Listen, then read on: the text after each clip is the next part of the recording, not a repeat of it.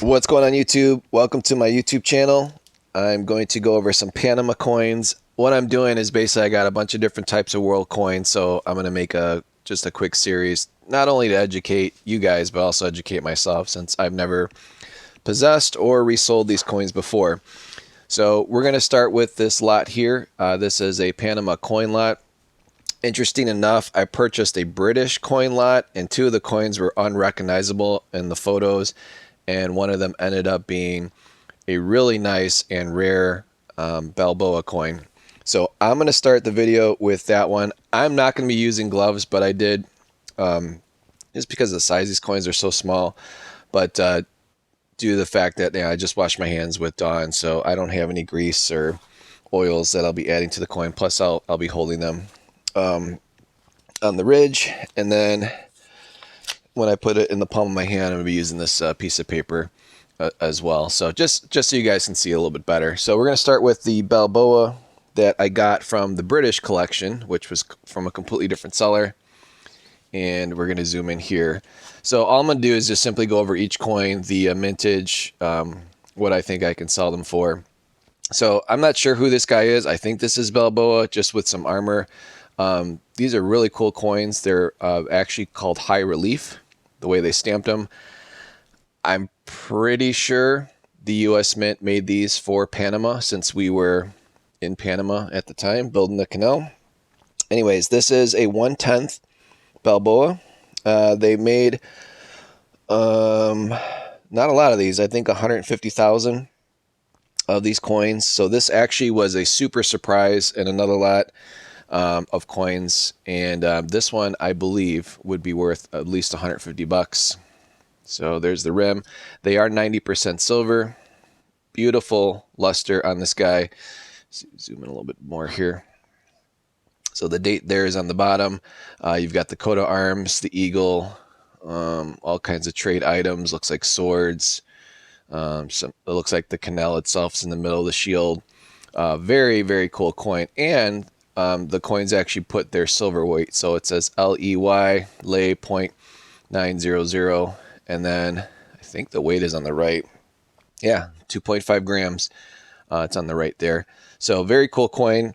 Super happy to get this one, especially in this quality of a coin. I'm not about to send these to get in the graded, so I'm going to be reselling these on eBay. But I think if someone grabs this one for 150 bucks, they'd be super happy. I'm pricing it basically on the lower BU price. So I think if someone were to send this in to get graded, they'd basically be able to double up. So hopefully that makes sense. I know some of you guys are like, well, why wouldn't you just send the coins in to get graded yourself? I'm not really into that anymore. I've been down that alley. It just takes too long. I'd rather someone pick up a raw coin, get excited, get a good deal on it, and double up themselves. In the meantime, the 2 or 3 months that it takes to get this back, I'll be on the next collection. The next coin is the same exact design. It's just a 1930. These are a little more common. Again, they didn't make a ton of these either. Only 500,000 of these were produced in 1930.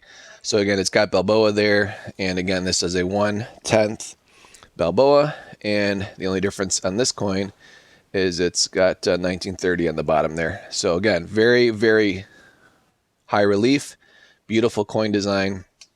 This one's just as nice as the 1932 that I just showed. But since there are almost four times more of these, this one's worth about 70 bucks. Again, if you were to send this in to get graded, you get them in state 63 or higher, you'd have yourself easily a $200 coin. So again, and if my prices are off, guys, I'm again learning, so I'm just pulling up comps. A lot of these pop up on NGC's website as far as graded coins and what they recently sold for. Some of these haven't really sold that often, the past couple years, but again, another beautiful design. This next one here is another 1930. This is a 1/4 Balboa. So this is, again, 90% silver. They only made 400,000 of these, so these are pretty rare as well. 6.25 grams. Again, same design, just a larger coin. So it's a 1930. It's about the size of a quarter. If you guys are in the U.S. watching. So here's an actual quarter as a reference. Interesting enough, it almost appears like they used I might be completely stupid, but I'm pretty sure we made these at the Philadelphia Mint. So if it looks very much like a quarter, this 1/4 Balboa probably is due to the fact that they used the quarter planchets. Again, 90% silver. This coin here obviously is not 90% silver, but this is as close as you're going to get to a U.S. coin that is not used in the U.S. So again, these are very cool, very popular, and again, very beautiful design. I don't know who designed it. I didn't look up that much. I don't want to get too detailed with the video because we have so many coins to go through. We have 11 here. All right, so next up, obviously this one is not silver. This is a 1907, and this is the centesimo. So this is a half a centesimo, copper nickel. They made about 1 million of these. Very nice coin. All the 1907s kind of have the similar design. And then it says Medio Centesimo de Balboa. So they, I don't think a lot of these survive because they're pretty tiny, but this guy here is probably worth about $20 in the quality that it's in. So again, very cool. It almost looks like to me like a Ming warrior or something from like China back in the day. Just the way like the armor and all that is, even though it's Panama, so it's like completely off, but it does look like one of those old dynasty warrior type guys from China back in the day. So this next one is a bronze coin. It's a 1940 Panama 1¼ centesimos, and this is bronze. It's 3.1 grams, 20 millimeters. They made 1.6 million of these. This is kind of like the common, I guess, almost a penny. Let's see. This is a copper penny next to it. So definitely a little bit bigger than a penny or a cent here.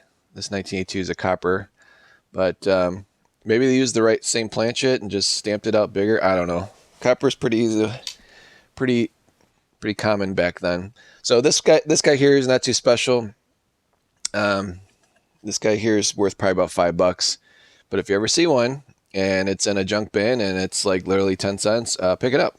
Or if it's $1 even, it's a $5 coin in that quality. Next is a 1904. I'm sorry, 1929. 2.5 centesimos. Again, this is a copper nickel. They made 1 million of these. This one's a little more worn.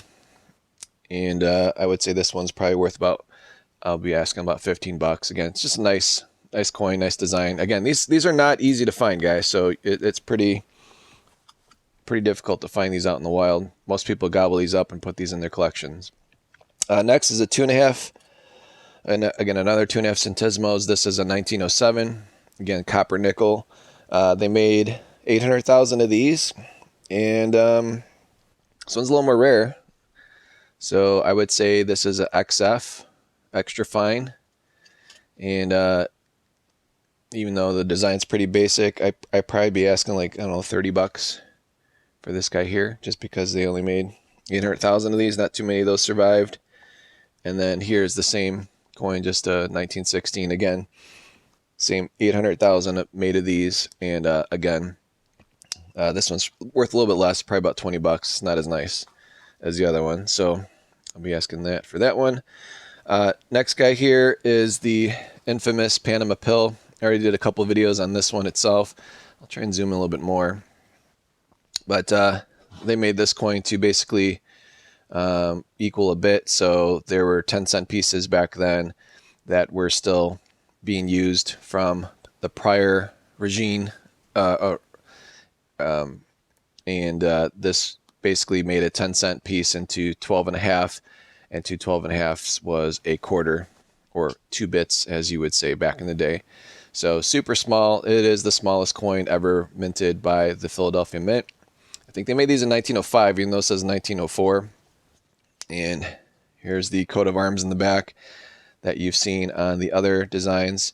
And again, they were able to squeeze in 1.25 grams, if you see that there, and it is 90% silver. So there's only 400,000 of these that were ever minted. Not a lot of these exist nowadays. I'm going to be asking probably $200, $250 maybe for this guy.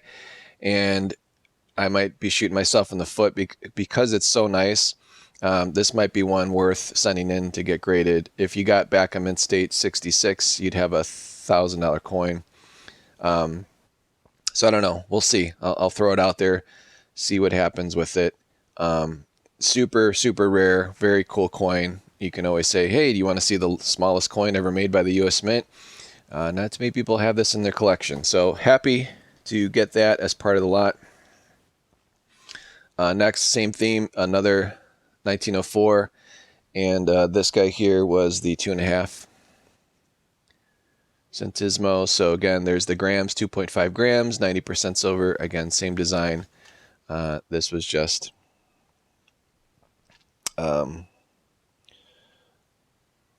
the larger coin there back in the day. And what how many make of these? Where did I put that at? Oh, they made 1.5 million of these this size. So this is probably the more common size to use back in the day. But I'd say in this XF possible AU quality, I'll probably be asking $50 for this coin. Again, you don't really run across these that often, and when you do, they're not this nice. They're usually pretty beat up. And for this guy here, I'm probably going to zoom out a little bit more. This is a more common. They made 1.8 million of these. This is the 50 centismo, so it's not a fractional. It's definitely, I guess it would be considered like a 50-cent piece back in the day, although it's pretty big. It's about the size of a dollar. So it's 25, looks like 25 full grams. And that's 90% silver, again, the same design. So this guy here, it's weird. So like online, it looks like it would sell for more, but in reality, like the eBay comps, I'd probably ask $85 for something like this, and someone would be really happy with it. And then just to give you a size comparison, like there's the little guy right there. Actually, I can put it on top of there, and you can see huge difference. So anyways, guys, just wanted to share the Panama series. Next, I'll probably do the Portugal. I've got some Malaysian coins as well here that were basically when it's called when Britain was taking over Malaysia there. I think it's like a territory coin. And then I'll have some UK coins to show as well. So I've got 1, 2, probably three more series to do, and then I've got some actual U.S. coins, seated Liberty coins coming in as well, just to kind of go with the theme of like, hey, this is what's in Panama, which it actually was minted by the U.S. Here's what is from Malaysia back in the day, which actually looks like it was minted by the Brits. And then we've got Portugal coins that obviously were made in Portugal, and then I've got the United Kingdom coins, which obviously were made in the UK. So just to give you guys a little different flavor. Again, it also helps me learn about the coins before I list them. So I list them properly and ask the correct pricing. And again, I'm kind of going for, a lower price so that the next buyer, if they want to, can send them in to get graded. Plenty of meat on the bone for them to add to their collection, or if they just want to have a really outstanding coin in their collection, they don't care about putting in a slab. Everyone's a little bit different, but I think most guys that look for BU coins and stuff like that, they're kind of creating a registry set and they're really into the series, or they want to just get into it. But again, the biggest banger is probably this 1932 that I got from the British collection that I could barely see or make out because the photos were so blurry, and it ended up being the most valuable coin out of that collection. So we'll get into that next video, but I appreciate you guys watching. Please like, share, subscribe, and I'll catch you in the next one.